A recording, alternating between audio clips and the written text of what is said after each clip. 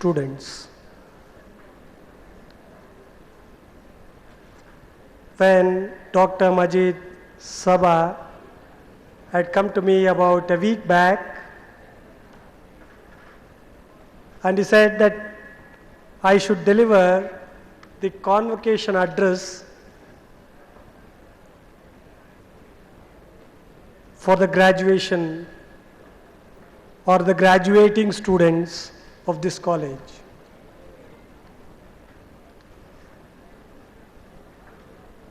I did not know that I have to deliver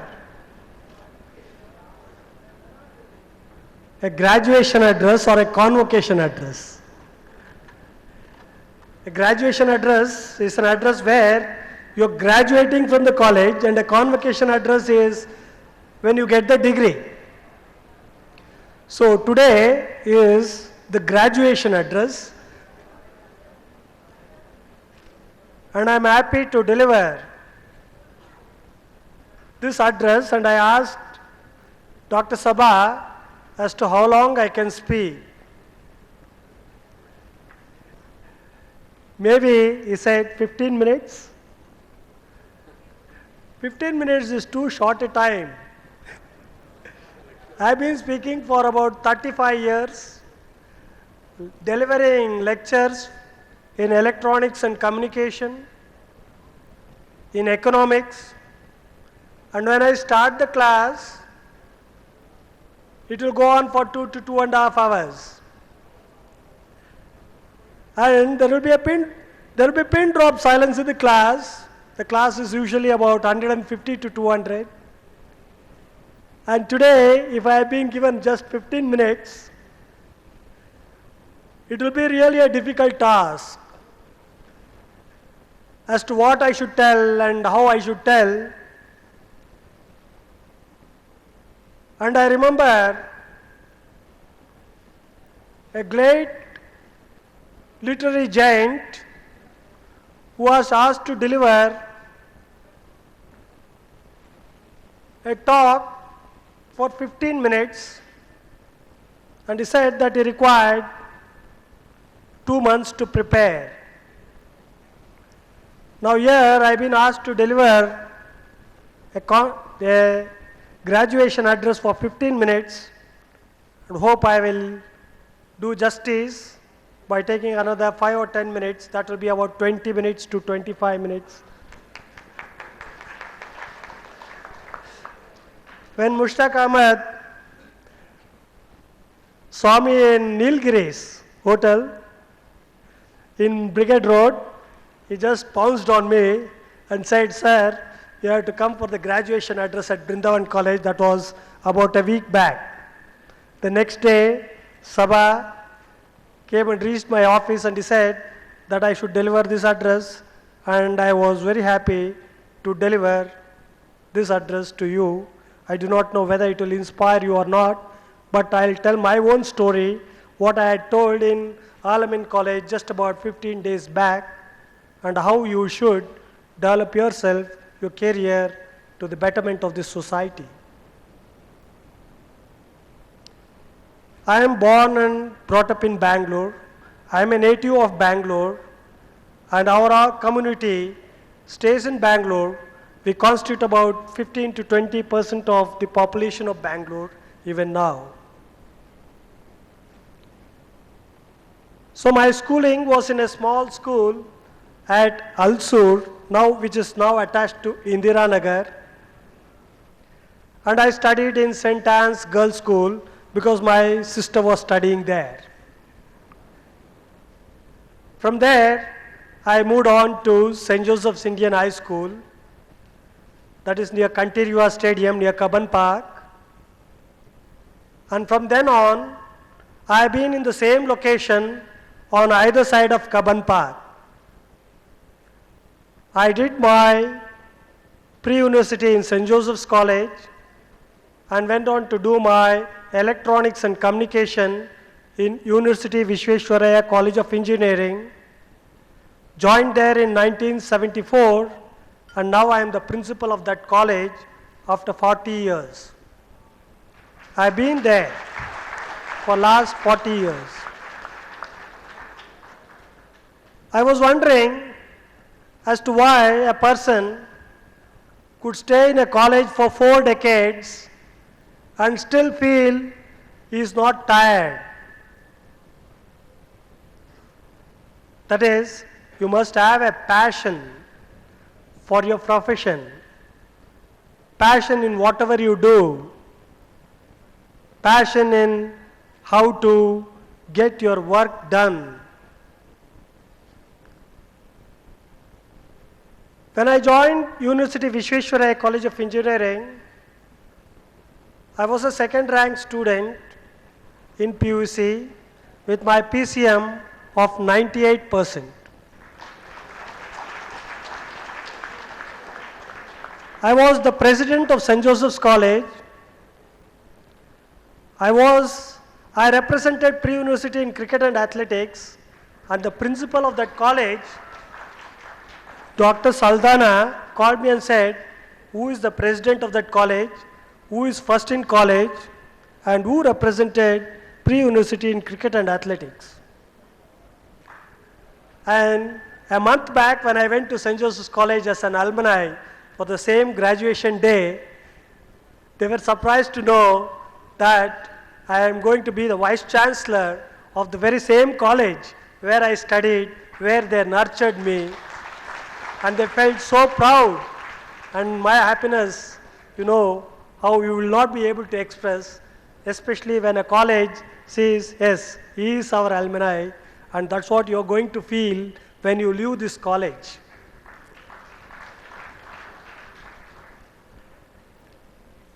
I will tell you how far, just about few minutes, how I could complete my 11 degrees and how I am not able to comprehend how I completed it. I started my career with BE Electronics and Communication, completed my graduation in 1979. I thought that I should do something, so I chose for an IAS examination. But that was my downfall. I took my electrical engineering subject and physics because I thought I knew everything. And studying electronics, it is a bit of physics, so I thought that I will score well. There was nobody to guide me, and when I took these two subjects, I failed miserably. The first attempt, I passed my preliminary, passed my main exam, and I failed in the interview. And when I reflected back, I saw that I did badly in general subject, so I thought that I should do my MA Economics. I joined my MA Economics and took my second attempt in IAS, but I passed in the preliminary and failed in the main exam, and I registered for my law, completed my MA Economics, and now I was in the first year of law. But in the third attempt of my IAS, I passed the preliminary, failed in the main exam. I was teaching at University Visvesvaraya College of Engineering for 600 rupees, and before that I was a R&D engineer at HMT for 3000 rupees, and I came to UVC for 600 rupees, but I failed miserably. And there, I had already had my BE degree in electronics, MA in economics, and I had completed my first year law. In 1983, I thought that I should do something. I lost my job in UVC, and therefore my professor in mass communication said that I should do my journalism degree. Morning 7 to 10, I joined law college, my second year and third year. 10 to 5, I was doing my mass communication, and by evening, I thought that I did not have work to do. I joined journalism in Bharatiya Vidya Bhavan. When I went home, my mother thought that I was still an R&D engineer in HMT, drawing a salary of 3000, but here is a person who was trying to search for a job and trying to do many degrees, keeping myself busy and trying to find out where I should do, what I should do, and how I should develop in my career. So 84, I completed my mass communication, my journalism degree in Bharatiya Vidya Bhavan, completed my law, and I came back to UBC for the same teaching assistant job for 600 rupees. Then I thought that I should do something, so I tried to register for my PhD in economics. I could not get my guide. After 3 years of toil, I could get my greatest professor, Professor K. Venkatagiri Gowda, who had completed his PhD from London School of Economics and who is a classmate of Manmohan Singh. And I was fortunate enough to be guided by him, and I completed my PhD degree by 1988, and still without a teaching job in UVC, not a permanent job. My guide had not given PhD to anybody when he was there as a professor of economics in Bangalore University, and I was fortunate enough to become his second student. But I thought that I may not get my PhD degree, so I had registered for my Master of Business Finance. During that time, I completed my Industrial Relation and Public Relations, completed my Master of Business Finance, and completed my PhD in Economics by the year 1988, and still without a job. That is after 9 years after my degree in Electronics and Communication. You might all be wondering, yes, what is this man up to? And of course, all my colleagues and friends were thinking as to what I will become. Even I did not know what I will become, but I had passion for teaching. I thought that I should guide students. Then I thought that I should develop students. I should develop them, their personalities, and there came an opportunity in 1989 that I became a permanent faculty in University Visvesvaraya College of Engineering, 10 years after I completed my engineering in electronics and communication from the same college, and I was 33 years old then. But fate has something else for you.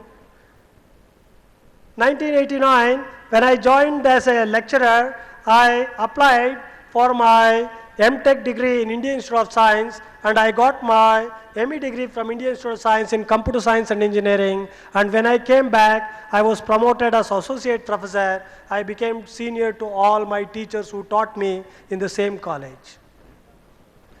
That is 1993.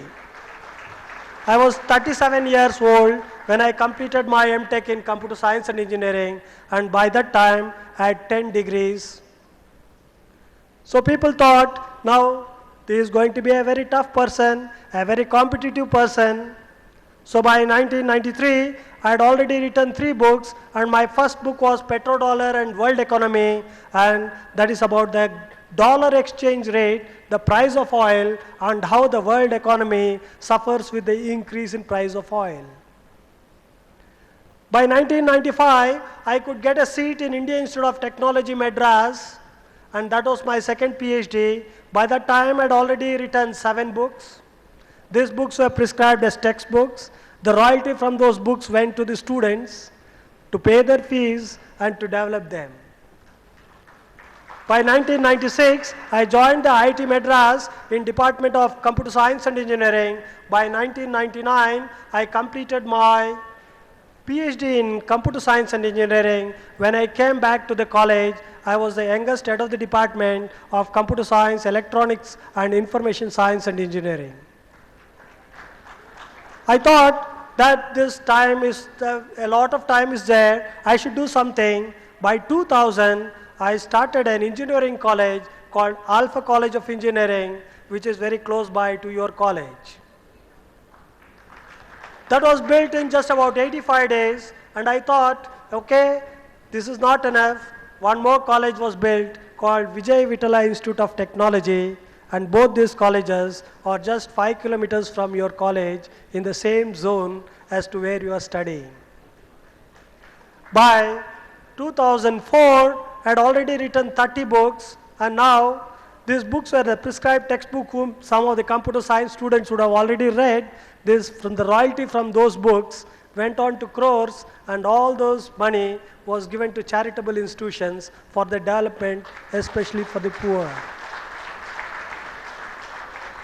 By 2007, I am just at that time was 50 years old, I became principal of University Vishweshwaraya College of Engineering, and now you know, with 2 degrees, 2 PhD degrees, 11 other degrees, 35 books, 300 papers, 2 engineering colleges, now I had to compete for the Vice Chancellor of Bangalore University. So by 2007, they thought that this man, it is very difficult to compete with him. Therefore, the first thing was to throw me out of the college for at least 1 or 2 months, and they were successful, and I could not become the Vice Chancellor of Bangalore University.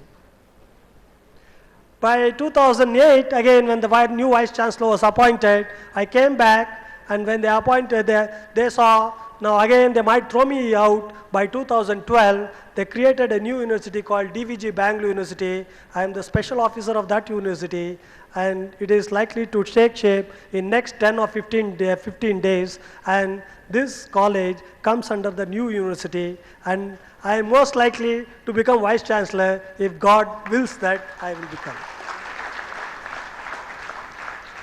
You might all think how I have climbed up from one step to another. You might all think as to how you should come up in life, and here is an example. I never get frustrated. You should not. For 10 years, I was waiting to get a job in University Vishweshwaraya College of Engineering, and I got it. My dream was that I should start an engineering college. I did it. My dream was that I should study in Indian Institute of Science, but if I take the examination, GATE exam, I will never get 99.97. But luckily, as a teacher, there was one quota for one teacher throughout the country, and in that year, 1991, I was able to get computer science and engineering because I stood first in the merit list among the teachers' quota. I thought that I should study in IIT Madras. I dreamt. But how to do it? There were 16 people for aspirants for PhD, computer science in IIT Madras. I stood first on the merit list from the teachers, and therefore I got into IIT Madras, and my dream came true.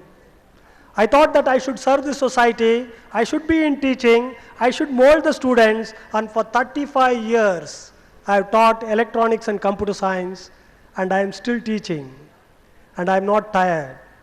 And I love to teach the students. I spend my time in University Vishweshwaraya College of Engineering from morning 9 o'clock to night 9 o'clock. And my students always feel, okay, why is this man? Why is this man sitting there from morning 9 to night 9? And I get the happiness when my student recognizes me, yes, because of this teacher, I have been come up to my life, in my career, to this level. There are more than 500 teachers today in Bangalore who are my students in various engineering colleges. I have given 12 PhDs and 13 more are completing. In next 2 years, I would have given 25 PhDs. More than 1,000 students, MTech students in computer science engineering have studied under me, and most of them are in very top positions in this country. Many people are CEOs of companies in ITs.